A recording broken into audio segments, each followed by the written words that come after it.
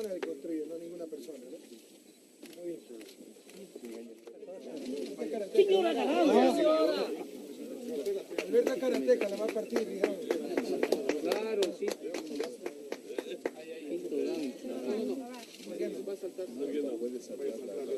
¿Qué puede ser?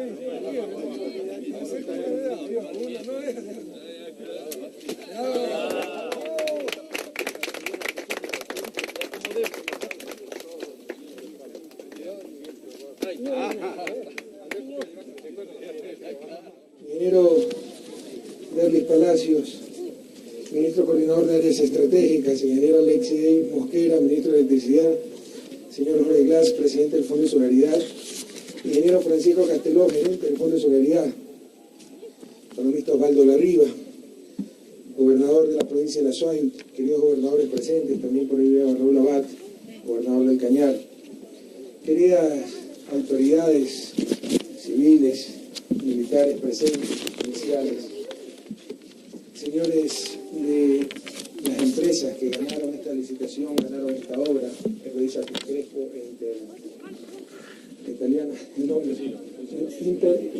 Impregilo, siempre me olvido el nombre, perdone. Queridos niños, queridas niñas, de la escuelita de Malusa, ¿verdad?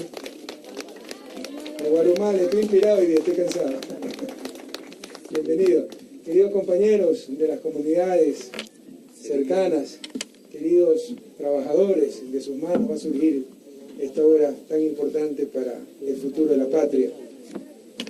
¿Qué es la revolución ciudadana, queridos compañeros? El cambio radical, profundo y rápido, constitucional, democrático, pero cambio radical, profundo y rápido de las estructuras políticas, económicas y sociales vigentes. Porque claramente esas estructuras no han dado buenos resultados, han producido un país lleno de inequidad, con 3 millones de expulsados de su propia tierra, aquellos migrantes, con grandes niveles de desempleo, con carencias fundamentales, sin seguridad alimenticia, sin soberanía, en muchos aspectos claves como la energética. En toda la historia del país se ha construido una capacidad hidroeléctrica aproximadamente 2.000 megavatios. En estos 4 primeros meses del año, hasta finales de abril, el gobierno de la Revolución Ciudadana iniciará obras por 2.500 megavatios.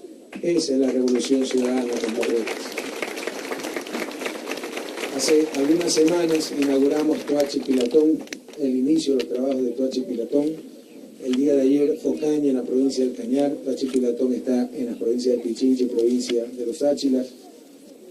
Ayer Ocaña. Hoy día Sopladora, que además está entre Azuay y Morona.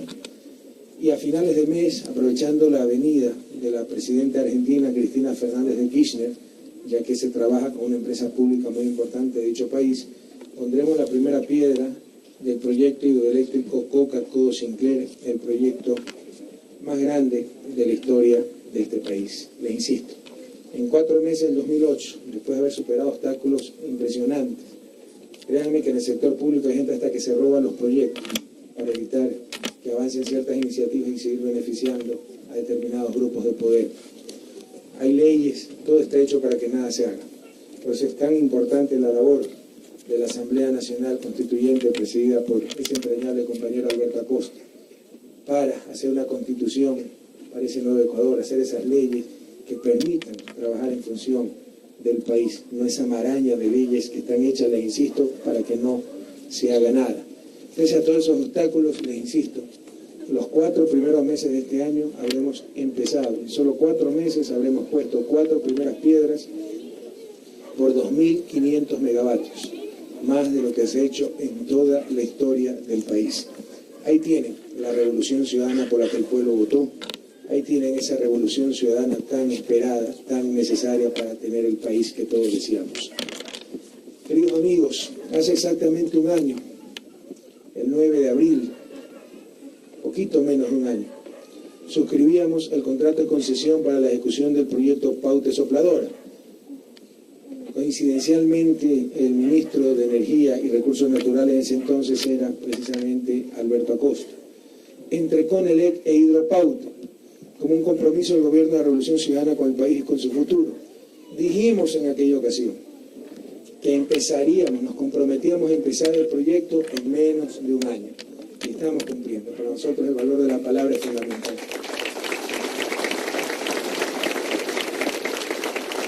En este día empieza a hacerse realidad otra de las etapas del gran complejo hidroeléctrico de Paute, en este sencillo acto simbólico que es la colocación de la primera piedra.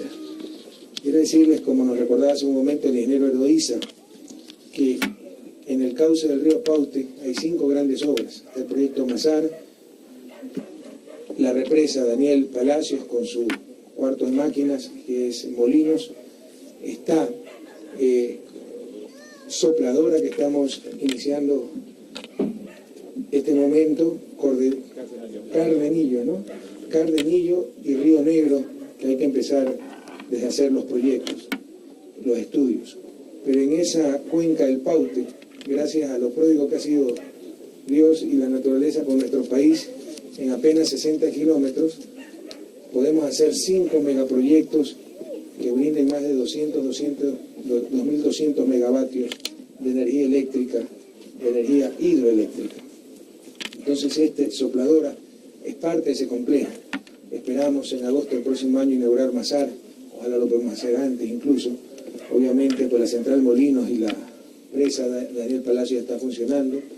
Esperamos en pocos años tener Sopladora. Esperamos Cardenillo empezarla lo más rápido posible. Habló el señor presidente del Fondo de Solidaridad el próximo año. A mí no me gustan esas inexactitudes, imprecisiones, por decirlo menos. Vamos a empezar en abril del 2009. ¿Estamos de acuerdo? De aquí a un año. Y tenemos que hacer los estudios para también, lo más pronto posible, empezar el proyecto Río Negro. Este acto es sencillo, pero trascendental, pues para llegar a este momento han tenido que transcurrir casi 18 años. Son obras que se debieron hacer hace muchísimo tiempo, desde que se hicieran los estudios de factibilidad entre 1990 y 1992 para identificar el potencial hídrico de la cuenca baja del río Paute y establecer la conveniencia de la construcción de las centrales hidroeléctricas de Paute Molino, Paute Mazar, Paute Sopladora y Paute Cardenillo. Debido a una falta de previsión en el tema de la energía eléctrica en el país, desde que los apagones se pusieron de moda, la gente se acostumbró a tomar como normal el que con el estiaje se volvieran inevitables los racionamientos de energía eléctrica y se tuvieran que adoptar respuestas de emergencia, entre comillas. Concretamente, poner en marcha las costosas centrales termoeléctricas y hasta alquilar energía eléctrica a los países vecinos. Es así como empezaba el periodo de las grandes pérdidas económicas a nivel de la producción y la absurda y forzada aventura de los cortes permanentes de luz que el ciudadano común debía aceptar dócilmente, cuando más lamentándose de que nadie hubiera hecho nada para dar una solución de fondo y definitiva al problema. Y también es así como se justificaba la continuación de las concesiones a empresas privadas para el manejo de la energía eléctrica. Este sector se lo quiso privatizar y se hizo uno de los mayores desastres en la historia de este país. Este perverso fenómeno constituía, además, la ocasión para esgrimir la crítica contra el Estado, la trasnochada, manida y facilista crítica, mancerada en los años de la Guerra Fría, que culpaba al Estado de todos los males y, desde luego, también de una supuesta incapacidad para resolver el problema energético.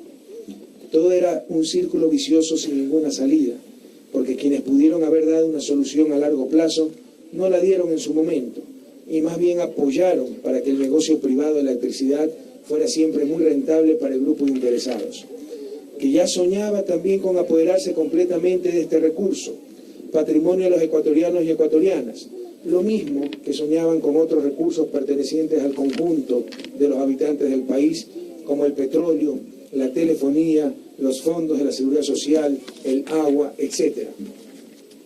Pero mucho ojo, cuidado se piense que el gobierno nacional es enemigo de la iniciativa privada. Esto de ninguna manera. El gobierno de la Revolución Ciudadana considera positiva la inversión privada siempre y cuando ésta cumpla con elementales criterios de responsabilidad social y se ajuste a las normativas constitucionales y responsabilidades ambientales necesarias para la ejecución de grandes proyectos que beneficien al país y sus habitantes. Inversiones de esta calidad serán siempre bienvenidas, no así aquellas de carácter especulativo que quieran continuar con la dinámica perversa de despojar al Estado ecuatoriano de los recursos estratégicos de la nación.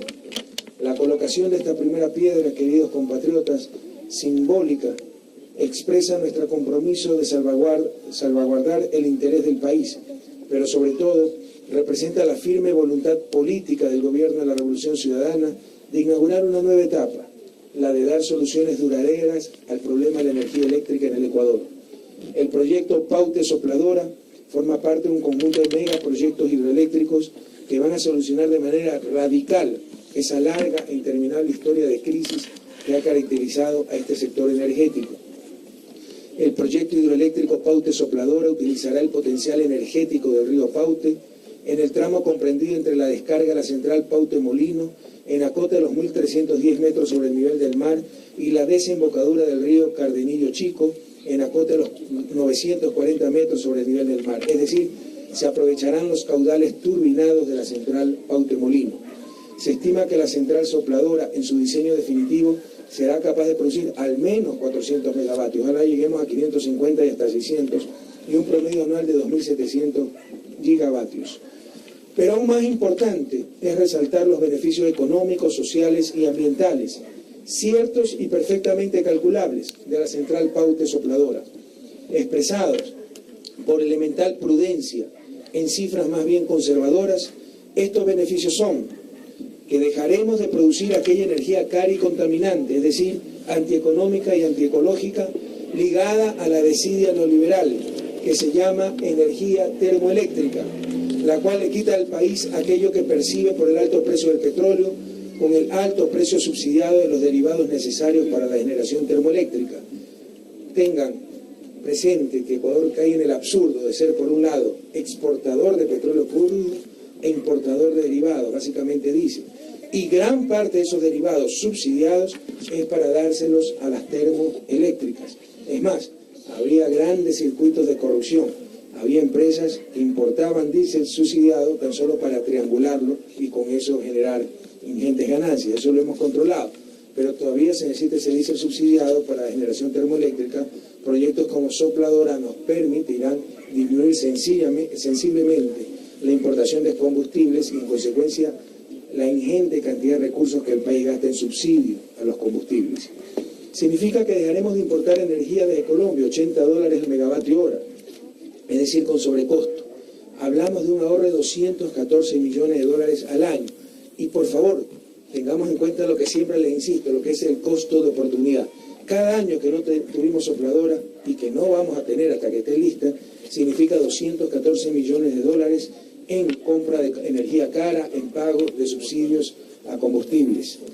Por eso, señores constructores, señores de Erdoíza Crespo, por eso Hidropaute, por eso Fondo de Solidaridad, por eso ministro de Electricidad, por eso ministro coordinador de sectores estratégicos, hacer todo lo posible para que esta central esté lo más pronto posible lista. Incluso si tenemos que pagar horas extras, si tenemos que contratar más equipos, todo eso siempre será más barato que seguir desperdiciando más de 200 millones de dólares anuales en compra de energía cara y en subsidio de combustible. Tengamos en cuenta, por favor, eso. El no hacer las cosas también implica costo. Hacerlas más rápido puede que suba un poco el costo, pero ese costo en estos casos es menor que el costo de demorarnos, el costo de no hacerlo. Hablamos, por tanto, de muchísimas escuelas. Esos 214 millones de dólares significan muchísimas escuelas, profesores mejor pagados, niños mejor alimentados, hospitales mejor atendidos, vidas salvadas, puestos de trabajo creados para frenar y revertir la cruel migración que ha destruido hogares y alejado ecuatorianos de su terruño. Demorarnos significa seguir desperdiciando recursos, no contar con ese dinero tan necesario para nuestra educación, para nuestra salud, para nuestra nutrición. Significa este proyecto también que se reducirá la tarifa al usuario final tan solo por este proyecto en un 11.63%.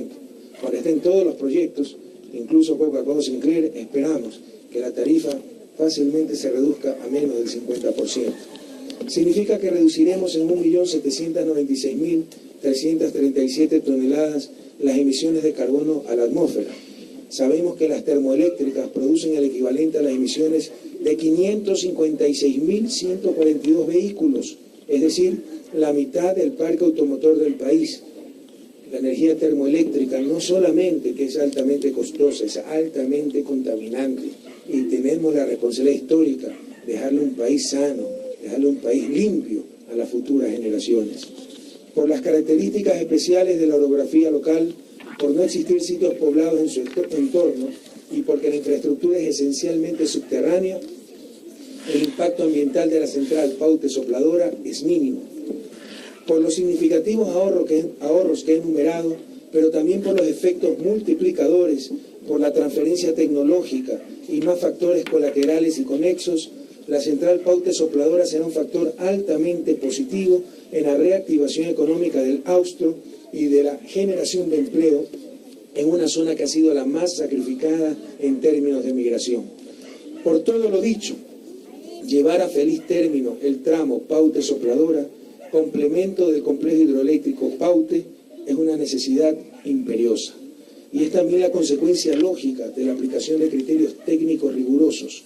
Y es, desde luego, el ejercicio de una de las formas más legítimas y necesarias de la soberanía del Estado, la soberanía energética. No podemos depender de otros países, no podemos depender de importaciones para la energía del país. Necesitamos con todos estos proyectos ser autosuficientes en energía, ser soberanos energéticamente. La que conlleva esta soberanía energética conlleva la posibilidad cierta de un bienestar mayor para los ecuatorianos y ecuatorianas de hoy y para las generaciones por venir. Por eso nos indignamos al señalar las conveniencias que han dilatado artificialmente la concreción de este y otros proyectos fundamentales de inversión. Aquí no solo ha habido incapacidad en la postergación del sector eléctrico, en la postergación de obras tan fundamentales, ha habido corrupción, y ha habido intereses creados, y ha habido grupos que han tratado de impedir el avance de estas obras para seguir lucrando con sus negocios, básicamente la generación termoeléctrica. Por eso nos duele que durante la larga y triste noche neoliberal se haya llegado al absurdo de privilegiar la generación termoeléctrica y desperdiciado, frecuentemente en forma deliberada, un inmenso potencial generador hidroeléctrico. Mientras en países de orografía plana, sin montañas, como Holanda o Bélgica o buena parte de Alemania, se ven obligados a producir electricidad en plantas termonucleares con el consecuente riesgo ambiental e incluso se aprovecha hasta el desnivel mínimo de 2 o 3 metros para generar siquiera un poquito de electricidad limpia, hidroeléctrica. Aquí hemos desperdiciado durante muchas décadas todo el potencial hidroeléctrico que tiene nuestro país. El gobierno de la Revolución Ciudadana está empeñado en imprimir una nueva dinámica a la gestión pública, acorde con el ímpetu y el entusiasmo con que el pueblo ecuatoriano se encuentra construyendo la patria altiva y soberana en la que todos los hombres de bien, los ecuatorianos dignos, hemos soñado.